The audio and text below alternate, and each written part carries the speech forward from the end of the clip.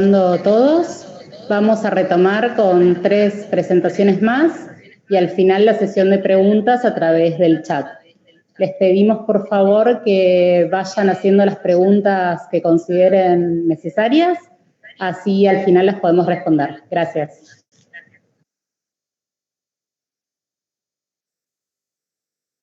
Todos, yo soy la doctora María Noelia Nieves, soy médica de planta del área de terapia intensiva neonatal del Hospital Garrahan, y continuando con las 10º jornadas Neo Garrahan 2021, hoy vamos a abordar el quilotórax como complicación en la UCIN.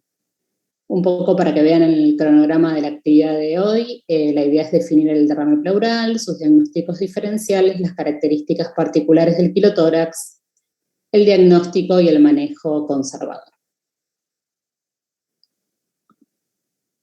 El derrame pleural en neonatología es una entidad poco frecuente, se produce por acumulación del líquido en el espacio pleural, como todos ustedes saben, que puede ser por 2 mecanismos, o bien por el aumento de la tasa de filtración o por una disminución de la reabsorción por parte del sistema linfático. Puede diagnosticarse de manera prenatal o en la etapa perinatal y va desde un rango asintomático a una gran dificultad respiratoria, incluso con compromiso hemodinámico, en caso de que la cuantía del líquido en el espacio pleural sea significativa.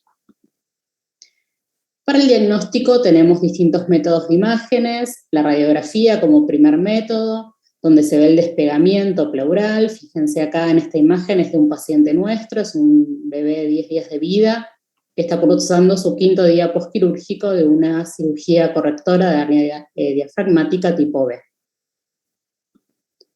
La ecografía pleural nos va a mostrar el despegamiento entre ambas capas de la pleura, tanto parietal como visceral. En este video podemos ver este despegamiento del que estamos conversando y también incluso se ve algo de fibrina sobrenadante.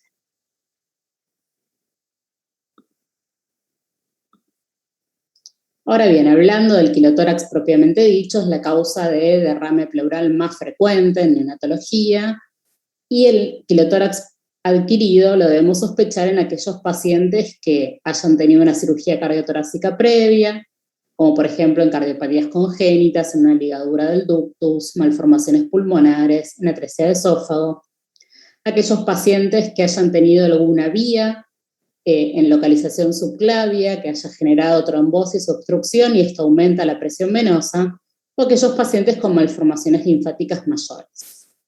La incidencia es variable en la bibliografía, pero aproximadamente está reportada en un 6 a 7%. Como les contaba antes, hay distintas series de trabajos. Este trabajo es del año 2018, donde a través de una serie de casos se identifican en 16 años 107 pacientes en total, de los cuales el 71% corresponde a un quilotórax posterior a la corrección de una hernia diafragmática congénita. Ahora bien, entonces, ¿cuándo sospechamos un quilotórax adquirido en un paciente nuestro? Vamos a estar en presencia de un neonato que tiene un derrame pleural uni o bilateral, que previamente ha presentado alguna cirugía torácica, como dijimos, o accesos vasculares en territorios superiores, y que presenta un citoquímico compatible con quilotórax. Entonces, frente al derrame pleural, consideramos otras causas, determinamos si nuestro paciente tiene los factores de riesgo que ya hemos mencionado y realizamos la punción con un estudio citoquímico del líquido que nos va a establecer el diagnóstico de quilotórax. A partir de esto determinaremos las causas y cuál es el manejo apropiado para nuestro paciente. Para recordar, las características más frecuentes de un quilotórax es un líquido con un cultivo negativo, o sea, es un líquido estéril, con una celularidad de un 80% o mayor de linfocitos, con presencia de kilomicrones, de triglicéridos mayor a 110 miligramos por decilitro y una técnica de Sudan positiva. La característica tan particular que todos hemos leído del líquido blanquecino, recuerden que solo va a estar presente si nuestro paciente está con ingesta enteral, si no va a ser un líquido citrino que puede confundirse con cualquier otro tipo de líquido pleural. Tenemos que tener en cuenta que hay que diferenciarlo del empiema o del pseudoquilotórax, que esto se va a dar cuando el líquido permanece mucho tiempo en el espacio pleural y va acumulando colesterol, pero todo el resto de las características que antes hemos mencionado no se encuentran presentes. Las manifestaciones clínicas van a depender de la cantidad de líquido que tengamos, desde oligosintomático, como una leve taquipnea, hasta una gran dificultad respiratoria. Y la persistencia de este débito quiloso importante nos hace monitorizar todo lo que es el manejo hidroelectrolítico y nutricional de nuestro paciente para darle el soporte que requiere. Para tener en cuenta un poco el manejo, vamos a hablar, como dijimos, del drenaje, del tratamiento nutricional, de los distintos fármacos que se pueden utilizar, del tratamiento de las causas específicas, de la prevención y el tratamiento de las complicaciones asociadas a un quilotórax adquirido y, en última instancia, el tratamiento quirúrgico. Lo más importante, o uno de los puntos iniciales, es el drenaje. Inicialmente, como dijimos, hacemos una punción evacuadora que va a servir como diagnóstica, pero si se vuelve a acumular líquido va a ser importante colocarle un tubo de drenaje pleural para mantener un drenaje continuo, permitir una adecuada expansión pulmonar y cuantificar las pérdidas. Algunos autores han establecido que un rango de eficacia en el tratamiento estaría en un corte de 10 mililitros kilo día, luego de 4 semanas de un tratamiento conservador. El manejo nutricional forma parte de este tratamiento conservador, es la primera línea de tratamiento junto con el drenaje. El objetivo es reducir la producción de linfa para permitir que el conducto torácico cure. Es una dieta adecuada, específica, que puede ser por vía oral, parenteral o ambas, y que la próxima presentación lo vamos a desarrollar más específicamente. Como dijimos, el balance hidroelectrolítico es muy importante. Recuerden que este líquido pierde, además de electrolitos, proteínas, inmunoglobulinas, factores de la coagulación, con lo cual, al realizar un seguimiento de todo el laboratorio con el medio interno, con un proteinograma, ver el balance de nuestro paciente y suplementarlo según las necesidades, es de suma importancia. Muchos autores postulan que parte de la pérdida debe ser reemplazada con solución salina o con albúmina y que debemos mantener una albuminemia arriba de 2.5 para evitar la depresión. El tratamiento farmacológico es la segunda línea de tratamiento. Lo que está más establecido es la somatostatina o el octrótide. Hay muchísimas publicaciones, a pesar de que la evidencia está en serie de casos, pero en los últimos años cada vez han aparecido más conclusiones respecto a esto. El mecanismo de acción propuesto de la somatostatina o del octrótide es una reducción del flujo sanguíneo a nivel intestinal por vasoconstricción de la circulación esplácnica. Esto reduce también la motilidad gastrointestinal y la secreción gástrica, pancreática y biliar. Hay muchos trabajos, como dijimos, en los últimos años. Fíjense que hablan como un inicio de acción al 5º día, efectos adversos reportados como el enrojecimiento cutáneo, el hipotiroidismo transitorio, del cual tenemos que estar en seguimiento en caso de que hayamos decidido usarlos, los controles de dextros por hiperglucemia, y hay casos reportados de enterocolitis necrotizante por la vasoconstricción que genera. También hay una revisión sistemática de Cochrane del año 2010, donde, como dijimos, no había ensayos aleatorizados. Sin embargo, hablan de 19 informes, en los cuales 14 tuvieron resultados favorables, y los efectos adversos son similares a los cuales mencionamos antes. Este es otro estudio retrospectivo, un poco más actual, del año 2017, donde se evalúan 178 pacientes, en las cuales el 91% de los casos son secundarios a cirugía cardiotorácica, y comparan la eficacia del tratamiento entre solo nutricional y octreotide, donde ellos no encuentran diferencias significativas entre uno u otro tratamiento. Siguiendo un poquito más adelante, esto es del año 2018, también es una revisión sistemática. Ellos han separado los trabajos de quilotórax adquirido y quilotórax congénito. Si nos centramos específicamente en el quilotórax adquirido, que es lo que hoy nos compete, tienen 11 trabajos, de los cuales van a ver que la dosis inicial que postulan es bastante similar en todas, alrededor de 2 microgramos kilo, y van ascendiendo paulatinamente. Esto es similar, lo mismo que los efectos adversos reportados. Como dijimos, el rango de dosis puede ser variable, no hay aún demasiado acuerdo en la forma de ascenso y la duración del tratamiento. Sin embargo, concluyen que el uso de octreotide en toda esta serie es segura y que debería considerarse en caso de que el quilotórax persista o que haya un abundante débito. Mucho más actual, en Pulmonology de este año, 2021, nos muestran todo un algoritmo que nos pareció interesante y es que bastante similar al que usamos en nuestro hospital,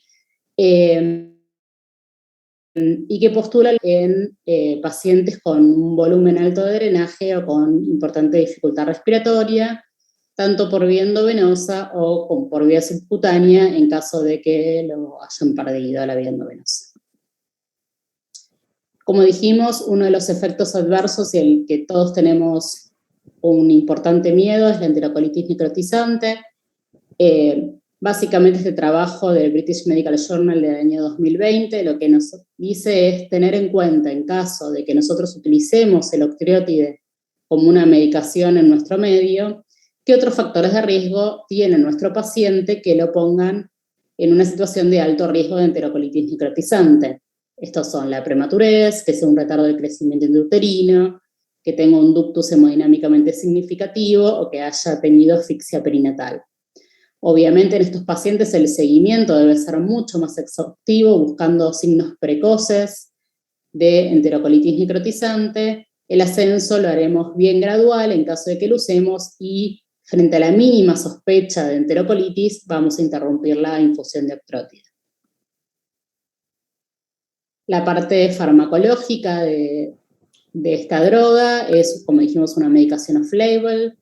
La dosis de inicio que está pautada de los vademecum es de 1 microgramo kilo hora hasta 7 microgramos kilo hora, aunque hay publicaciones que llegan a 20. También se puede hacer por vía subcutánea intermitente. La duración del tratamiento se desconoce. El ascenso tiene que ser paulatino y tenemos que identificar a aquellos pacientes que pueden tener complicaciones asociadas. Cada vez más aparecen en la literatura otros fármacos, como son el propanolol y el sildenafil, que se postulan sobre todo para pacientes con malformaciones linfáticas asociadas, o el sirolimus en caso de linfangiomatosis. En caso de que nuestro paciente tenga una trombosis, como probable, digamos, una sospecha de trombosis como causa del quilotórax adquirido, este paciente se le debe solicitar ecografía morfológica y Doppler vascular, como muy bien conversamos la semana pasada, y una vez confirmado el diagnóstico de trombosis, se debería determinar el riesgo-beneficio de realizar un tratamiento anticoagulante. Y para todo esto, obviamente, es aconsejable tener un laboratorio de hemostasia y una ecografía cerebral antes del inicio del tratamiento anticoagulante. El tratamiento quirúrgico es excepcional. La verdad que se da ante la falla del tratamiento médico, nutricional y farmacológico. No hay consensos en cuándo uno define iniciar un tratamiento quirúrgico, pero la gran mayoría de las series de casos reportadas hablan que se espera entre 3 y 4 semanas con el tratamiento conservador. Hay distintas técnicas propuestas. Se puede identificar a través de una linfangiografía el lugar donde el conducto torácico está lesionado y tratar de hacer una rafia del mismo. Se puede hacer pleurodesis o un shunt pleuroperitoneal. El quilotórax, como estuvimos hablando, también trae complicaciones. por lo que pierde todo el manejo de líquidos y electrolitos con la hipovolemia y el desbalance. Muchos autores postulan, además de la reposición con solución fisiológica con albúmina, en caso de que el paciente presente acidosis metabólica, también la reposición de bicarbonato. La pérdida de proteínas y grasas que nos lleva a una depresión nutricional, con lo cual hay que nutrirlo correctamente este paciente, sea por vía enteral o parenteral. Y la pérdida de linfocitos y factores de la población, que nos va a hacer estar muy atentos a marcadores de infección, porque estos pacientes tienen más riesgo, estar atentos a la coagulación. Si estos pacientes requieren tratamiento anticoagulante porque la causa es un trombo, deberemos estar muy atentos a la hemostasia, o en caso de que tengan factores anticoagulantes asociados, también al control de las hemorragias. Este es un algoritmo que es muy similar al que tenemos nosotros en el hospital, pero es aún más nuevo, es del año 2021, y se los queremos mostrar como cierre un poco de todo lo que estuvimos conversando. Fíjense, acá tenemos que primero hacemos la confirmación diagnóstica del quilotórax por estudio citoquímico con todos los parámetros que les he mencionado. Posterior a esto determinamos la cuantía aproximada del líquido y dependiendo de cuánto líquido esté perdiendo, si tenemos un escaso débito por el tubo de drenaje, haremos tratamiento conservador nutricional, con seguimiento con laboratorio de ecografía pleural según la necesitemos. Y si tenemos un débito importante o dificultad respiratoria, consideraremos ingresar a nuestro paciente en asistencia respiratoria mecánica, si es que aún no lo están. Veremos el manejo del dolor y la sedación con opioides y paracetamol. Pesquisaremos trombosis y en caso de que la esté, decidiremos iniciar el tratamiento anticoagulante específico. Consideraremos la nutrición parenteral total para darle el aporte hídrico y nutricional que requiera. También haremos este seguimiento hidroelectrolítico, reemplazaremos el débito. Puede ser que nuestro paciente requiera soporte hemodinámico con drogas y consideraremos iniciar el tratamiento con octrótide en caso de mala respuesta con todo esto que estuvimos conversando. La respuesta se puede considerar buena si el débito es menor a 2 mililitros kilo día, o parcial si está entre 10 y 2 mililitros, y si es así, se aconseja esperar entre 3 a 4 semanas con el tratamiento conservador, esperando que el débito vaya en disminución.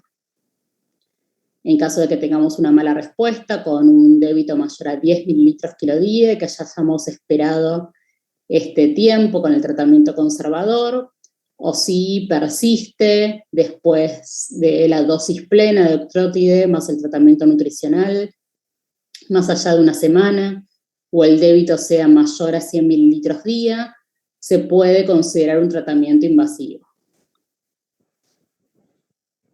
Sin embargo, recordemos que si este débito es mayor a 10 mililitros kilo día, además de todo lo que estuvimos conversando, vamos a estar muy atentos al dosaje de inmunoglobulinas y considerar aportes si hay déficit, a valorar la coagulación con dosaje de antitrombina, suplementar antitrombina en caso de que haya déficit de la misma y la corrección de la acidosis metabólica. Les queríamos contar un poco cuál era la experiencia en nuestro centro. En los últimos 5 años hemos tenido 28 pacientes con quilotórax, el 75% de ellos corresponde a posquirúrgico de corrección de hernia diafragmática congénita. 17% de los pacientes presentaron trombosis en la vena yugular izquierda o subclavia izquierda, de los cuales 4 recibieron tratamiento anticoagulante. El 80% resolvió su quilotórax adquirido con drenaje y tratamiento nutricional. 2 pacientes recibieron octrótide, uno de ellos debió suspender a los 5 días por una enterocolitis necrotizante, y la tasa de fallecimiento de estos pacientes, tanto por el quilotórax como por sus patologías de base, fue de un 14%. Como puntos claves para recordar y llevarnos después de esta exposición, deberemos sospechar un quilotórax en pacientes con derrame pleural posterior a cirugías cardiotorácicas o posterior a un acceso vascular en territorio superior. La punción pleural nos va a hacer el diagnóstico etiológico a través del citoquímico, pero frente a una producción aumentada de líquido tendremos que ir a colocar el tubo de drenaje pleural para cuantificar la pérdida, para permitirnos una correcta expansión pulmonar. Tenemos que hacer un control estricto del balance y del laboratorio para hacer los ajustes que sean necesarios, y la primera línea de tratamiento sigue siendo el tratamiento nutricional por vía enteral o parenteral, que próximamente vamos a desarrollar de manera amplia. Nada más, muchas gracias y quedo a disposición para sus preguntas.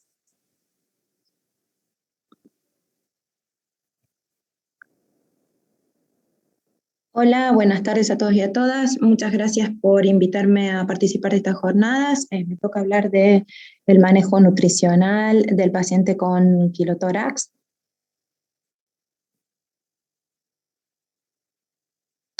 Y si bien, como ya vieron, hay distintos tipos de quilotórax, ya sea congénito, traumático o no traumático, y nos vamos a centrar más en el traumático, el tipo de abordaje nutricional es muy semejante en cualquiera de ellos.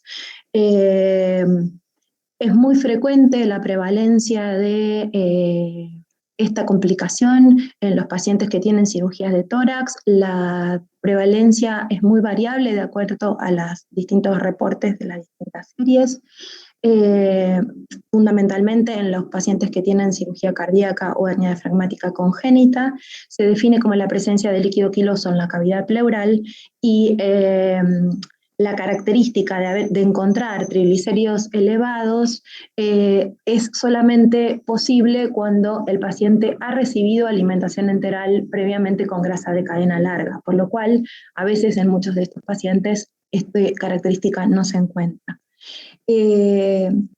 Entender cuál es el mecanismo por el cual se produce no va a cambiar el abordaje nutricional, pero sí las expectativas que podemos tener respecto a la respuesta la respuesta del paciente ante el tratamiento nutricional instaurado. Las claves del manejo nutricional, obviamente que el principal objetivo es disminuir la secreción de volumen, porque además la pérdida de volumen, la pérdida de linfa va a tener impacto nutricional en este paciente. Genera alteraciones metabólicas, fundamentalmente hipoalbuminemia, que lleva a más riesgo de síndrome cítico edematoso y tiene impacto nutricional, linfopenia y desbalance electrolítico, acidosis metabólica, hipogamaglobulinemia, inmunodeficiencia y mayor riesgo de infecciones.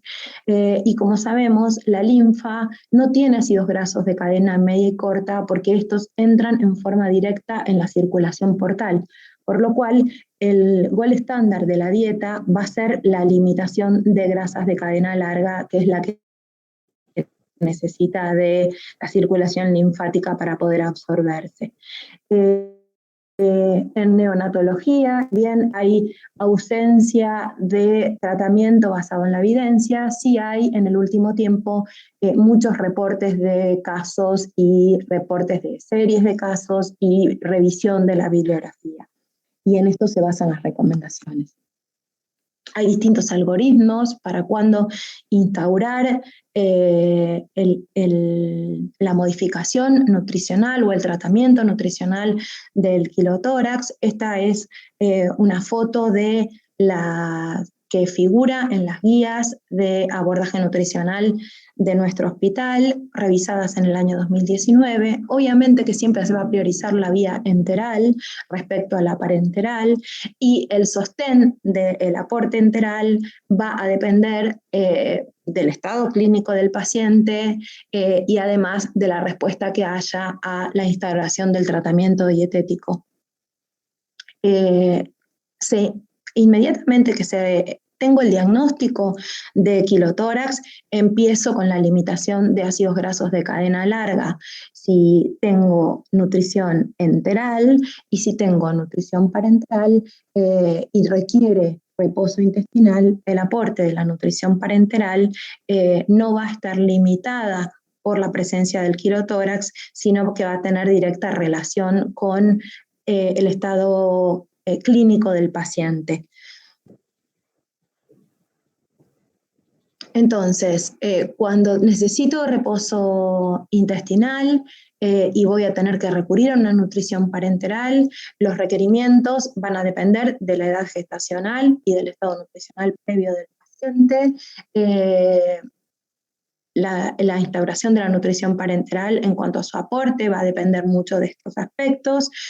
No hay necesidad de limitar aportes de lípidos en la nutrición parenteral. Nosotros usamos lípidos mixtos, SMOF, y hay que sostenerla mientras no se puede alcanzar una alimentación enteral completa que asegure el buen aporte nutricional para el paciente.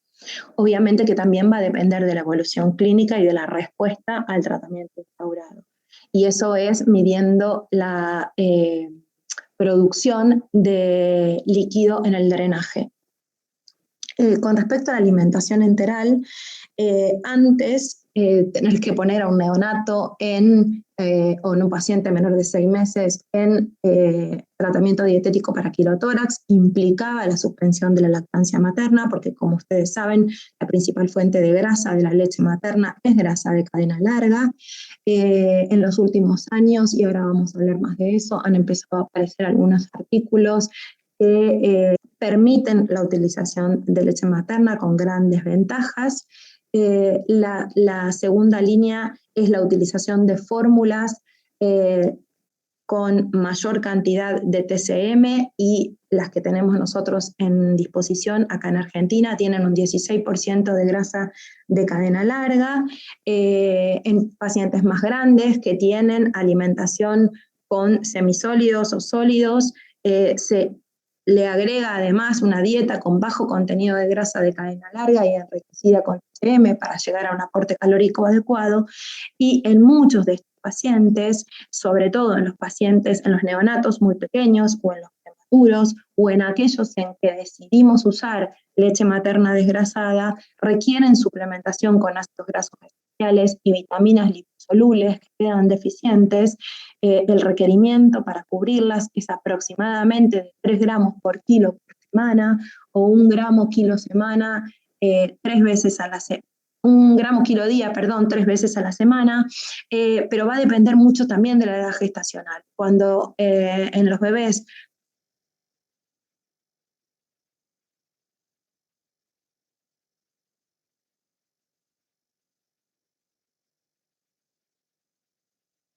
en forma independiente y pueden darse también por vía periférica, respetando el límite de infusión. Estos son algunos de los artículos que han salido en los últimos años con respecto al uso de leche materna desgrasada. La verdad es que es muy fácil de realizar el procedimiento de lactación, desgrasado, perdón, de la leche humana.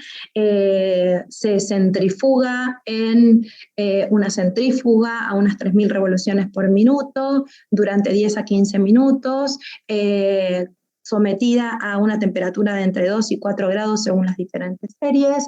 Esto permite que la grasa de cadena larga quede sobrenadante, se retiran, hay distintos métodos de retirar esta cantidad de grasa, y hay distintos trabajos que tratan de establecer la efectividad del tratamiento y asegurar crecimiento.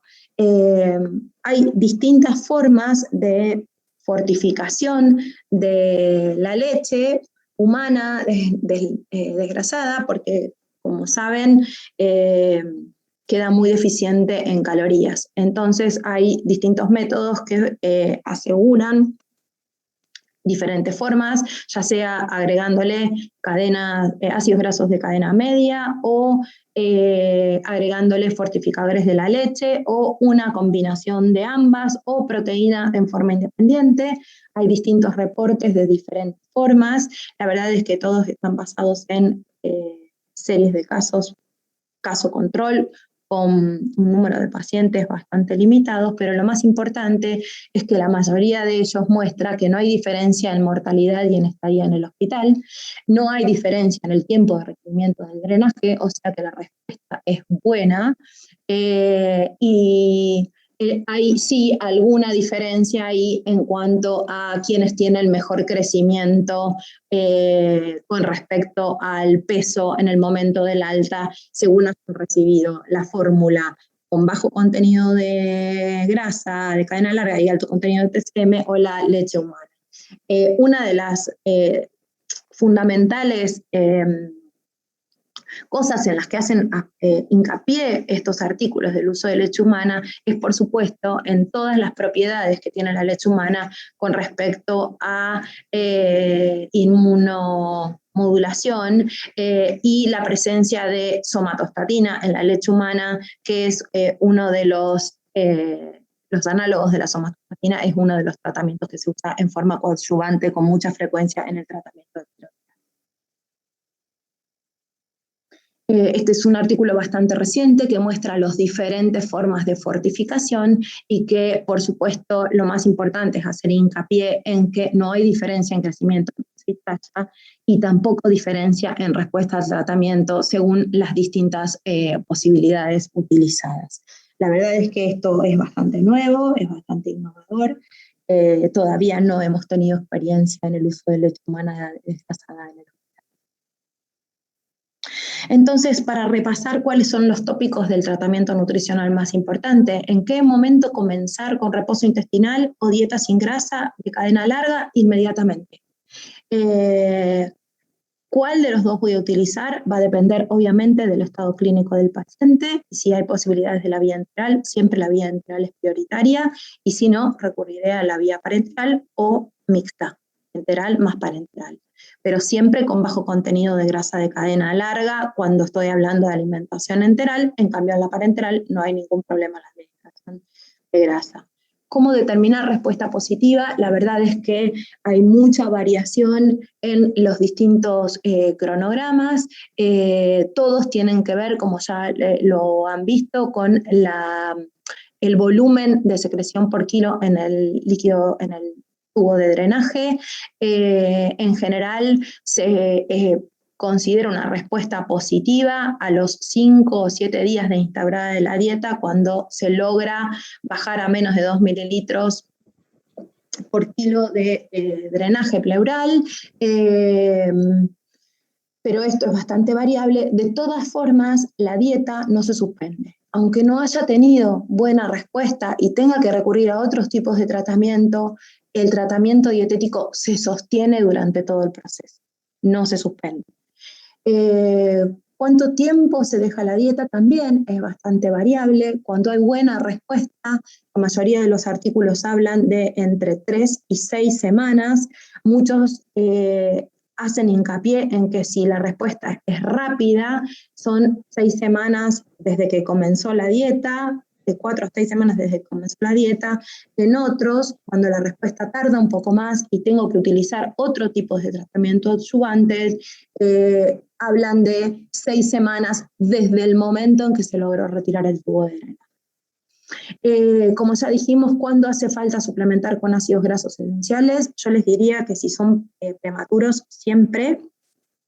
Si estoy utilizando nutrición parenteral, no hace falta, porque la nutrición parenteral aporta todo, vitaminas liposolubles y ácidos grasos esenciales, pero si estoy utilizando soporte nutricional enteral en forma exclusiva, voy a necesitar aporte de ácidos grasos esenciales en forma de lípidos por vía periférica o por vía central, dependiendo de la edad gestacional y dependiendo del peso del neonato, de 1 a 3 veces por semana o a veces un poco más. En general, cuando aporto lípidos en forma periférica, los puedo aportar con vitaminas liposolubles para asegurarme de no tener déficit. Cuando hay que sostener la dieta mucho tiempo, lo ideal es tener dosaje de vitaminas liposolubles. En algún momento podíamos hacer dosaje de ácidos grasos esenciales. En este momento no hay prácticamente en Argentina ningún lugar que lo Bien,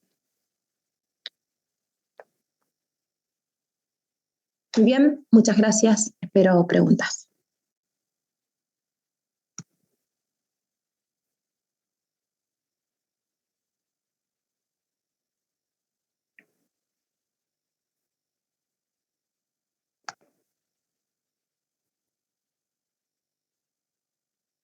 Buenas tardes, mi nombre es Nicolás Morcillo, soy médico neonatólogo del Hospital Garrahan y hoy vamos a tener una charla acerca de taponamiento cardíaco en la unidad de cuidado intensivo neonatal.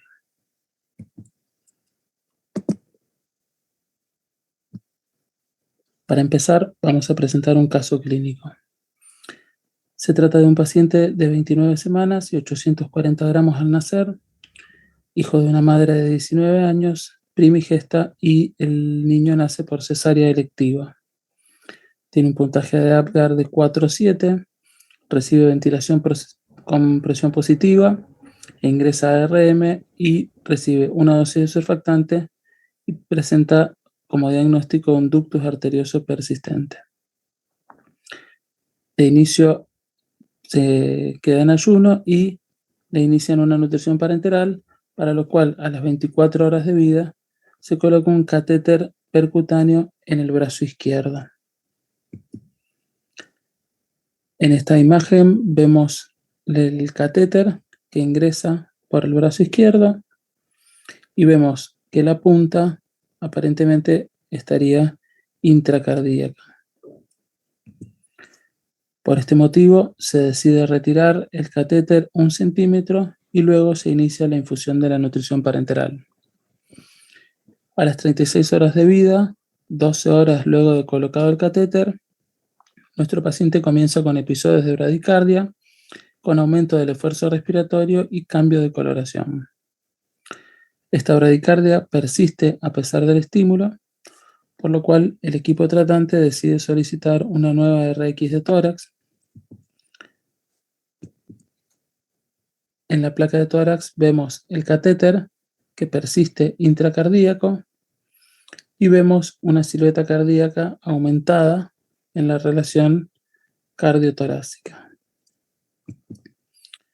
Por este motivo, el equipo tratante decide suspender la infusión de la nutrición parenteral, retiran la nutrición parenteral, la percutánea 2 centímetros, el paciente persiste bradicárdico, solicitan una ecografía que no está disponible en ese momento, por lo cual deciden realizar una pericardiocentesis, obteniendo este líquido que vemos en la imagen.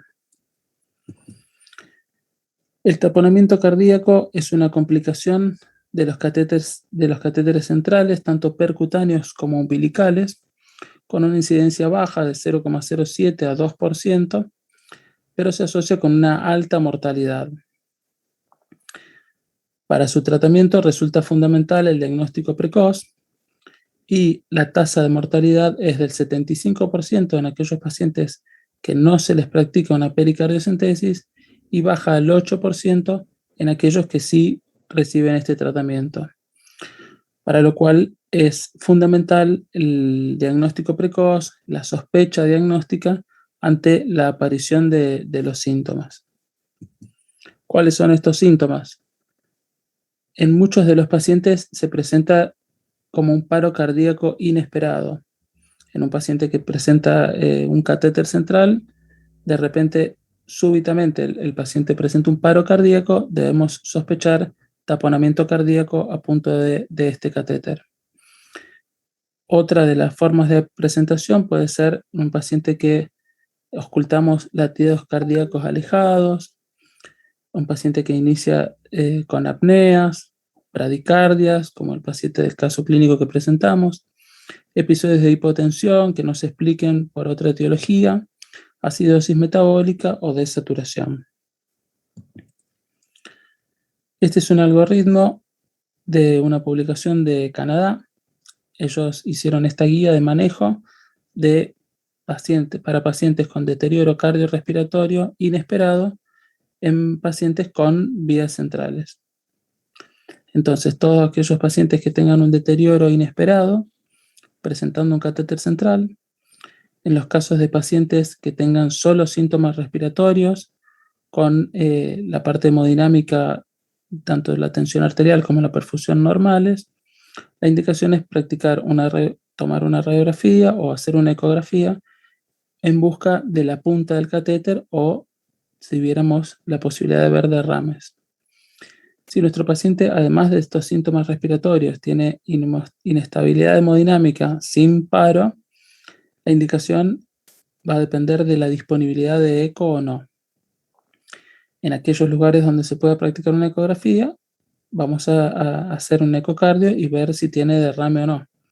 Si no podemos hacer una ecografía, debemos solicitar una radiografía de tórax urgente, y si en la misma vemos que la punta del catéter está a más de 2 centímetros de la silueta cardíaca, es poco probable que nuestro paciente tenga un taponamiento cardíaco por esta etiología. Entonces debemos considerar otra causa y, en el caso de ser posible, seguir esperando la ecografía. Mientras que si la punta del catéter está intracardíaca o a menos de 2 centímetros del corazón, la indicación es retirar el catéter 2 centímetros, infundir una solución fisiológica 20 mililitros por kilo, más adrenalina en bola y nuevamente solicitar una ecografía. En aquellos pacientes que debuten con un paro cardíaco, por supuesto que iniciamos RCP. Si el paciente no tiene respuesta a RCP, debemos asumirlo como taponamiento cardíaco.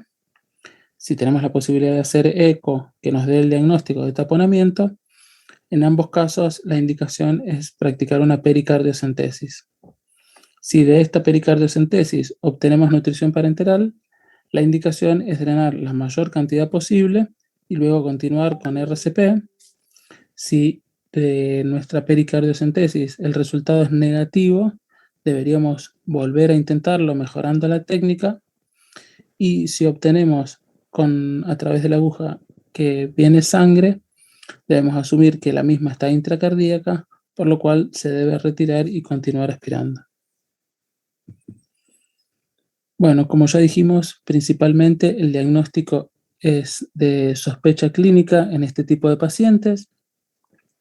El gol estándar es la ecografía. Vemos en esta imagen cómo se ve alrededor de la silueta cardíaca una media luna, es todo de la silueta.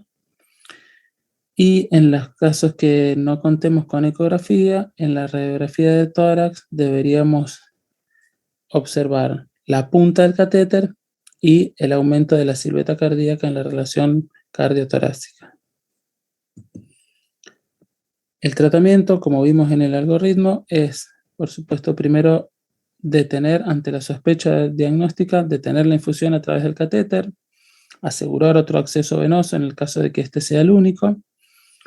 En algunas publicaciones sugieren aspirar suavemente a través del catéter. Esta práctica no suele ser muy efectiva, por lo cual, en el caso de hacerlo, la misma no debería demorar la ecografía o la práctica de la pericardiocentesis. Vamos a describir a continuación un poco la técnica de la pericardiocentesis. Es un tratamiento, una práctica que se hace de forma estéril. Debemos limpiar la parte superior del abdomen por abajo del apéndice sifoides, entendiendo que en este caso esta pericardiocentesis es de urgencia porque el paciente la necesita. Conectamos una aguja mariposa a una llave de 3 vías y al de la llave de 3 vías podemos poner 1 o 2 jeringas en cada extremo. Insertamos la aguja debajo del apéndice sifoides en un ángulo de 30 grados, apuntando la punta de la aguja hacia el hombro izquierdo de nuestro paciente.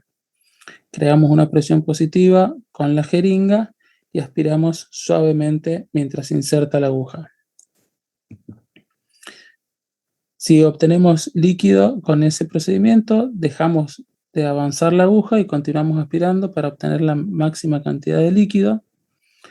Si lo que obtenemos es sangre, debemos asumir que la aguja está intracardíaca, por lo cual continuamos aspirando y vamos retirando la aguja hasta obtener líquido. Si no obtenemos líquido, es poco probable que se trate de un derrame pericárdico. En el caso de que hayamos podido confirmar nuestra sospecha, la indicación es volver a intentarlo siguiendo los pasos antes mencionados. Y si observamos derrame pericárdico y podemos drenarlo, la indicación es luego continuar con el RCP considerando el inicio del mismo, el momento post-drenaje. A continuación vamos a ver un video que muestra un poco la técnica de la pericardiocentesis que ya describimos. Sterile precautions. Prepare site with alcohol or chlorhexidine. Como dijimos, limpiamos el área de incisión.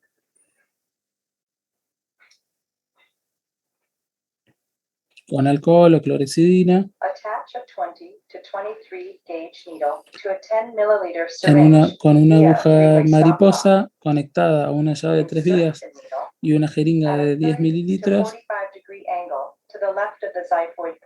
por debajo del apéndice sifoides con un ángulo de 30 grados y con la punta apuntando hacia el hombro izquierdo, insertamos la aguja mientras aspiramos.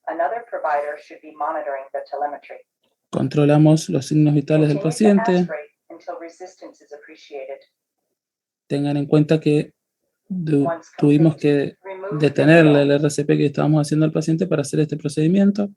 Una vez obtenida la máxima cantidad de líquido, colocamos una gasa, retiramos la aguja y en el caso de ser necesario, continuamos con RCP.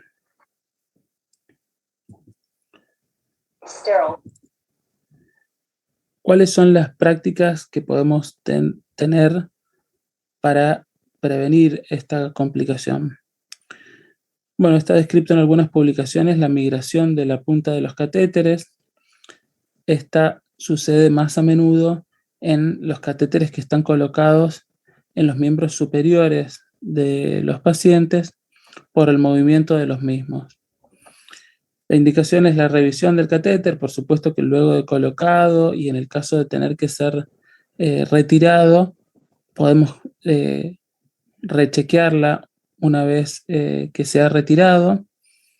La indicación es hacerlo mediante eco en el caso de que sea posible para evitar irradiar a nuestro paciente o mediante una radiografía de tórax. Algunas publicaciones recomiendan un chequeo semanal de la punta de los catéteres. En el caso de contar con ecografía en la unidad, la misma por supuesto que se puede hacer sin necesidad de irradiar al paciente.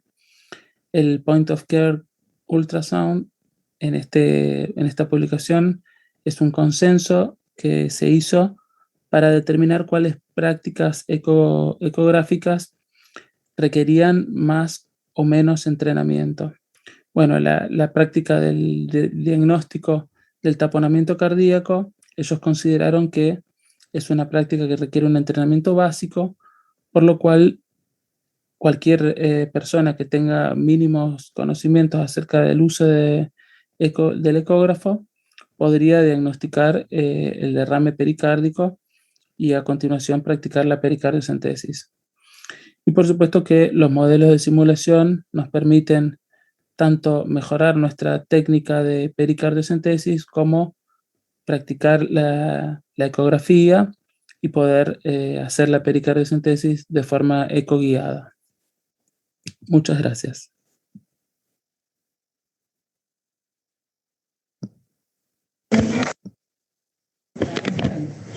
Bueno, muy bien. Ahora entonces vamos a dar comienzo a la sesión de preguntas sin antes agradecerle a nuestra secretaria Celia Muy y Julieta Ruggilo que nos van a ayudar ahora con las preguntas. Ya nos estuvieron llegando algunas preguntas y para la doctora Josefowicz, ¿cuándo se utilizan pigtails y en qué pacientes se utilizan? Sí, utilizamos pigtails, lo tratamos de utilizar siempre que disponemos digamos de material, o sea, que tenemos los catéteres, los utilizamos porque hay bastante evidencia de que duran más, se tapan menos, tienen mayor superficie de absorción, con lo cual En general necesitamos colocar menos drenajes pleurales cuando es un paciente que tiene múltiples sitios que están tabicados, así que siempre que podemos los utilizamos. Muchas gracias. Ahora la próxima pregunta es para la doctora Carola. ¿Qué fórmula sugiere que esté disponible en nuestro país para el soporte nutricional en casos de quilotórax?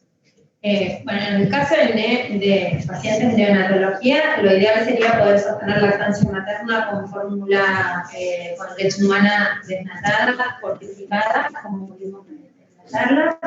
En el caso de que eso no haya, la única fórmula disponible que hay en este momento es Monogen, es una fórmula que tiene proteína entera, no es hidrolizada, lo cual es un problema porque muchas veces uno necesita las dos cosas, tener una fórmula con proteína hidrolizada y a su vez controlada o con bajo contenido de cadena larga. Esta fórmula tiene 16% de cadena larga y el resto de la grasa es como TCM, con lo cual el gran beneficio que tiene es que es mucho más difícil que se haga déficit de circunstancias esenciales. Pero está teniendo fórmula disponible en este momento. Muy bien. La doctora José Skowitz tiene una pregunta sobre, en los neumotórax de evolución tórpida, ¿cuánto tiempo duran el tubo de drenaje? Hasta que se resuelve el neumotórax, si se puede y no se tapa ni hay alguna complicación con el drenaje, lo dejamos hasta que se resuelve. Dos preguntas más de neumotórax. ¿Cuántas veces se puede drenar con Avocat un neumotórax y en qué pacientes? Y la aspiración con Pleurevac, ¿en qué caso se utiliza? Con Avocat una vez en general y si no responde se le coloca un tubo de drenaje. Y la otra era, perdón. La aspiración con Pleurevac, ¿en qué caso se utiliza? La aspiración en general la utilizamos no en el postquirúrgico inmediato, la utilizamos cuando no responde, cuando deja de drenar, a veces se tapan un poco y utilizamos la aspiración, pero principalmente cuando no resuelve el neumotórax. No está especificado, por lo menos no he encontrado evidencia, pero la verdad que nosotros lo utilizamos no de inicio, sino que ponemos el tubo bajo agua y si no responde o vemos en la radiografía de control que no se resolvió el neumotórax, ahí te colocamos la aspiración. Hay otra pregunta para el doctor Morcillo. ¿Conviene hacer la pericardiocentesis en forma transecográfica? Sí, en el caso de disponer el equipamiento, la pericardiocentesis siempre es mejor hacerla ecoguiada, teniendo en cuenta que por lo general es un procedimiento que se hace, que el paciente lo requiere de forma urgente, entonces en aquellos lugares donde dispongan del ecógrafo para ayudar a la pericardiocentesis, sí, la indicación es hacerlo bajo eco. Bueno, buenas tardes a todos, gracias a todos por las exposiciones, hay muchas preguntas, estuvieron muy buenas. Me gustaría preguntarle a la doctora Soledad Arbio, ella habló de la importancia de ventilar los pacientes con escapes de aire con ventilación de alta frecuencia, pero podría suceder que uno no tenga alta frecuencia o que tenga uno solo y lo esté utilizando con otro paciente. Entonces, si hay algún setting especial o algún parámetro que sería más recomendable sobre otro para usar en estos pacientes con escape de aire. Perdón, en ventilación mecánica convencional, ¿no? Bueno, la realidad es que me parece que por ahí de la charla y de las revisiones bibliográficas que por ahí yo les conté, el concepto me parece más importante que nos tenemos que llevar es que si no tenemos alta frecuencia, el ventilar a estos pacientes con los volúmenes TIAL más bajos que nosotros podamos, utilizando las presiones inspiratorias tipo más bajas y tiempos inspiratorios más cortos, vamos, por supuesto, a proteger el pulmón de una lesión pulmonar sobreagregada y por ahí disminuir el escape de aire que pueda producirse o aumentarse en esa fuga que ya está instaurada. Me parece que si no disponemos de alta frecuencia, mientras logremos el mínimo, con presiones mínimas, con el mínimo volumen TIAL, con frecuencias un poco más altas, logrando una adecuada oxigenación y ventilación, sería la estrategia que podríamos implementar para ventilar esos pacientes si no disponemos de alta frecuencia. Perfecto. Ahora me gustaría hacerle una pregunta para todos. Antes de decir algo, lamento que se cortó el caso clínico donde había brillantes actrices. Tuvimos un problema y se cortó. Pero bueno, todos los que estamos acá, sobre todo los más jóvenes, tienen mucha inclinación por la simulación. Entonces, queríamos preguntarles qué opinan acerca de la simulación para la enseñanza y la simulación, de hecho, como estamos mostrando en los diferentes casos, para el aprendizaje. Mi opinión personal es que creo que yo soy de una generación donde me formé sin simulación y creo que es fundamental poder contar con esa distancia de aprendizaje en la formación de cada uno de los escenarios que nos pueden pasar en la vida real, en la atención a nuestros pacientes, en la práctica de procedimientos. Creo que es el momento para aprender, para equivocarnos y para tratar de adquirir la destreza de la mejor manera posible. Nosotros tenemos todos nuestros fellows, pasan primero por un curso de procedimientos, hacen la simulación y de hecho no van a hacer procedimientos sobre el paciente antes de hacer la simulación. Ya hace unos años está instaurado el curso, incluso los dotantes que vienen también a nuestro servicio también tienen la posibilidad de hacer el curso cuando vienen y hacer una simulación de los procedimientos. Muy bien, bueno, mientras me llegan otras preguntas, les quería preguntar a todos, esto un poquito como de debate, una pregunta picante para nosotros también, si todo neumotórax en un paciente ventilado siempre tiene que ser drenado. El que quiera, puede arrancar el que quiera, a ver quién rompamos el hielo. A ver, empiezo yo. Creo que depende mucho de las circunstancias. Un neumotórax, atención, obviamente siempre tiene que ser drenado, pero a veces hay circunstancias en las que queda después de ser drenado incluso, queda algún neumotórax residual que no lo descompensa para nada al paciente. En ese caso no debería seguir intentando ponerse un tubo, otro tubo. Mientras el paciente no esté descompensado, puede no seguir colocándose tubos y no drenarlo. Y de vuelta, si el paciente no se descompensa, el neumotórax es chiquito, por ahí no hace falta esperar a ver qué es lo que pasa, porque con el tiempo uno puede ver, si aumenta, obviamente va a haber que drenarlo, y si sigue igual, no hace falta por ahí drenarlo. Creo que por ahí utilizamos estrategia de ventilación en ese paciente, teniendo los cuidados previamente mencionados. A veces no es necesario drenar ese neumotórax y dejar que resuelva. Me parece que como dice usted, esperar a ver cuál es la evolución y el contexto del paciente, se necesita o no drenarse. Perfecto, o sea, teniendo en cuenta el estado hemodinámico del paciente, el impacto que tiene el neumotórax sobre el paciente, sobre la clínica general del paciente, evidenciando que no es un neumotórax a tensión, estando seguro que lo voy a estar controlando de manera permanente, sería un paciente que podría poder esperar para colocar el tubo de drenaje a ver si se va a drenar exactamente. Que no tengo que aumentar, ¿no? Los parámetros ventilatorios. Muy bien. Bueno, acá hay otra pregunta también de ventilación que dice, en un paciente con neumotórax que no ingresa a BAFO, ¿es preferible ventilar por volumen o por presión? ¿Qué parámetros de volumen TIDA le están utilizando? En realidad, estamos utilizando el menor volumen TIDA posible, siempre dentro del rango fisiológico que el paciente necesite y según la patología, y tratando de mantener ese volumen TIDA con las presiones inspiratorias mínimas, con frecuencias respiratorias altas, siempre asegurando una adecuada oxigenación y ventilación. La verdad es que no estamos ventilando con volumen garantizado a aquellos pacientes con escape de aire.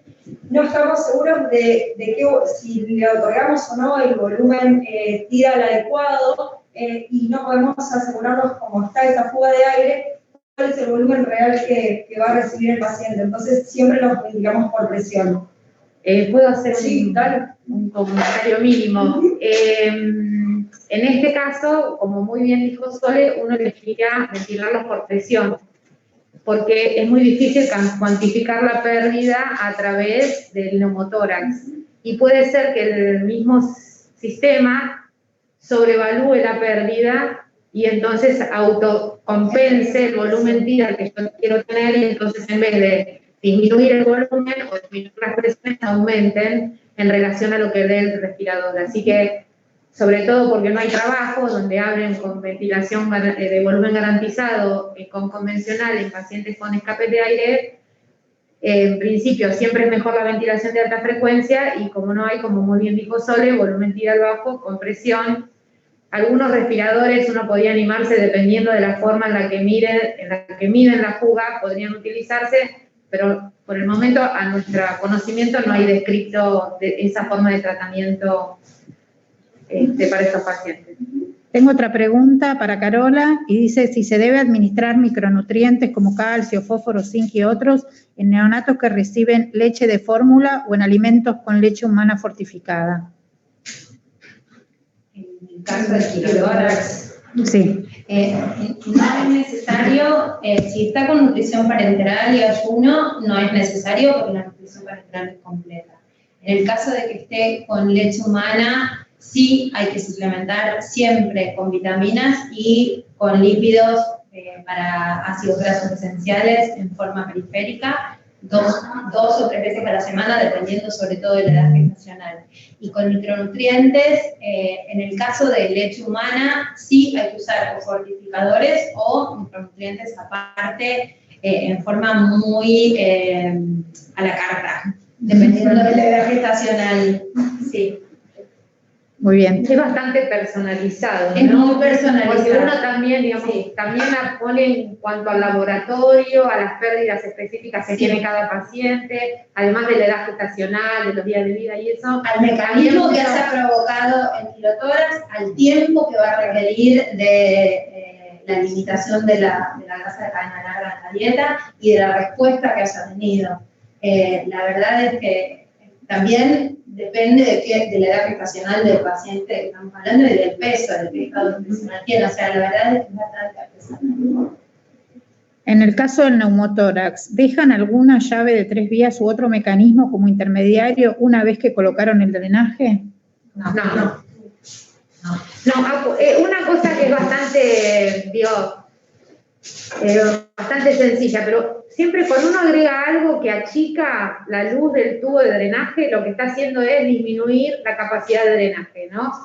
Porque uno drena, la capacidad de drenaje de un tubo es directamente proporcional a su radio e inversamente proporcional a la longitud. Si yo le pongo llavecita, adaptadorcito, que sea más chico que el radio del tubo, siempre lo que hago es disminuir la evacuación, la posibilidad de evacuación. Entonces, no, directamente a lo que sea, al buló, como lo vimos, o a los circuitos comerciales de drenaje. Para la doctora Noelia, cuando en el caso de kilotórax, ¿en qué momento se retira el tubo de drenaje? Como vimos, hay respuestas consideradas buenas, parciales o mala respuesta. La realidad es que se considera una buena respuesta cuando la pérdida es menor a 2 mililitros kilo día de directo por el tubo. Entonces, si uno tiene ese paciente con varios días de tener una pérdida escasa, sin complicaciones, con una placa bien expandida, podría considerar retirar el tubo de drenaje. No sé si tienen alguna otra pregunta. Yo tengo una. Sí, no. Son las preguntas que nos hacemos nosotros y que a veces, nada, un poco traigo las cosas que nos pasan en el pase, que les pueden pasar a todos. Cuando tenemos un tubo, una de las cosas de los tubos de drenaje que más miramos es el sello de agua. O sea, miramos cuánto burbujea, si burbujea, pero miramos el sello de agua. Cuando el sello de agua no se mueve y el paciente, ¿qué nos significa para nosotros? Si no se mueve, si está... No, podemos tener del otro lado dos tipos de paciente, que resolvió o que el paciente no resolvió. Pongamos el paciente que no resolvió. ¿Qué hacemos nosotros habitualmente? Paciente no resuelve, sello de agua quieto. Oscila, no oscila. Acá los tengo a todos. ¿Qué harían ustedes? Lo dejan, lo sacan, le sacan una placa. O sí, no. Bueno, uno hace algún movimiento para ver si logra destaparlo, porque en general lo que pasa es que está tapado, ¿no? Entonces hace algún movimiento suave para no generar mucho cambio de la presión, para ver si viene. Si el problema no resolvió, uno, ¿qué tiene que hacer con eso? ¿Lo dejamos o lo cambiamos? Lo cambiamos. Parece muy simple, pero en las terapias a veces uno está muy acostumbrado a ver el burbujeo, en aquellos lugares donde tienen el sistema de aspiración comercial. Entonces uno ve de manera permanente el burbujeo. Y el burbujeo no quiere decir que esté permeable o que esté drenando. Quiere decir que la aspiración está conectada al agua donde se produce el burbujeo. Acuérdense que siempre lo que hay que hacer es cerrar la aspiración y ver si hay oscilación. Esa es una de las cosas más importantes para hacer cuando uno tiene un paciente, sobre todo con neumotórax. Porque a veces es muy engañoso ver el burbujeo, uno se queda tranquilo que está todo bien, mira la placa y dice, ¿cómo no resuelve? Bueno, porque el burbujeo es una cosa y ver la salida de burbujas por el sello de agua es otra. Es una cosa muy simple, pero es lo que a veces cuando revisamos al paciente a la mañana nos olvidamos de cerrar la llave que conecta la aspiración y vemos como siempre burbujea y a veces no burbujea.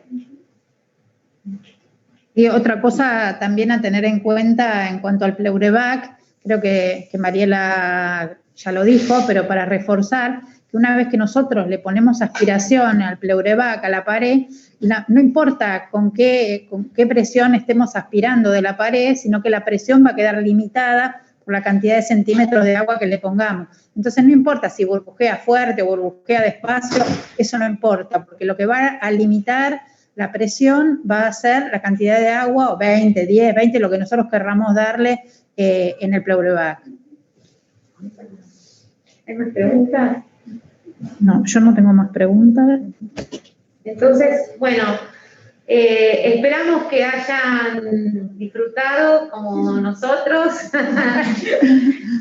las charlas del día de hoy. Los esperamos la semana que viene. Acuérdense que es por el mismo link que tienen.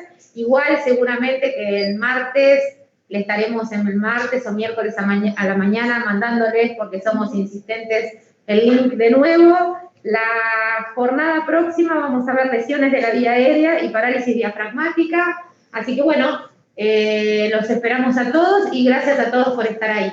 Nos vemos el próximo miércoles.